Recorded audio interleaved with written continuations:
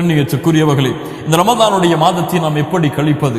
நாம் அடைந்திருக்கக்கூடிய, நம்மை சந்திக்க வந்திருக்கக்கூடிய இந்த ரமதான் என்ற விருந்தாளியை நாம் எப்படி கண்ணியப்படுத்துவது?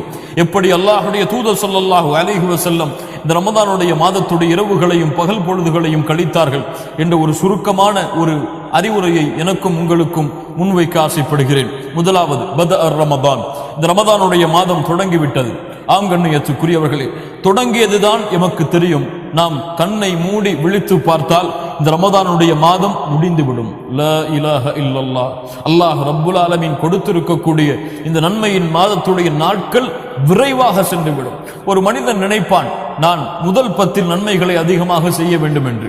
அவன் முதல் 10 கழிந்துவிடும். இரண்டாவது 10 செய்கிறேன் என்று நினைப்பான், இரண்டாவது 10 கழிந்துவிடும். மூன்றாவது 10 செய்வோம் என்று நினைப்பான், மூன்றாவது 10 கழிந்துவிடும். லைலத்துல் கத்ருடைய இரவில் செய்வோம் என்று நினைப்பான். ஒவ்வொரு இறைவாக கழியும் அவனுக்கு கடைசியாக ஈதுடைய தினமும் அவனை சந்தித்து விடும். அப்படிப்பட்ட விரைவாக செல்லக்கூடிய மாதம் இந்த ரமதானுடைய மாதம்.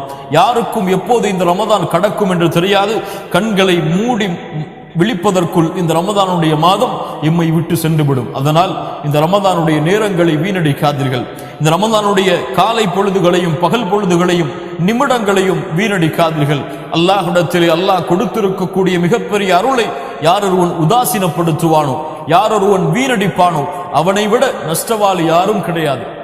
அல்லாஹ்விடத்திலே நெருங்குவதற்கு, அல்லாஹ்விடத்திலே பாவ மன்னிப்பை பெறுவதற்கு, அல்லாஹ்விடத்திலே நம்முடைய குற்றங்களையும் குறைகளையும் கூறி பாவ மன்னிப்பை தேடுவதற்கு, நம்முடைய தேவைகளை அல்லாஹ்விடத்திலே கேட்டு பெறுவதற்கு அல்லாஹ் உரித்தாக்கிய மாதம் இந்த ரமதானுடைய மாதம்.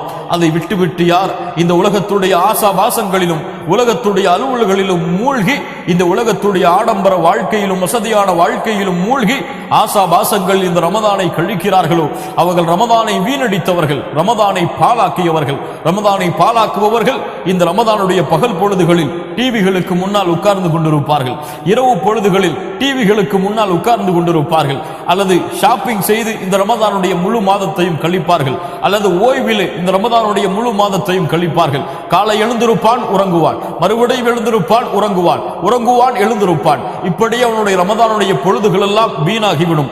அல்லாஹுடைய தூதர் ஸல்லல்லாஹு அலைஹி வஸல்லம் இவர்களை பற்றி தான் சொன்னார்கள், அவன் நாசமாகட்டும், அவன் நாசமாகட்டும். யாரவன், யாரவன், யாரவன் ரமதானுடைய மாதத்தில் நாசமாகுவவன்? யாரை ரமதான் சந்திக்கிறது? ரமதானுடைய மாதத்தை அடைகிறான். அவனுடைய பாவங்கள் மன்னிக்கப்படுவதற்கு முன்னால் யாரை விட்டு ரமதான் சந்தித்து அவனை கடந்து செல்கிறதோ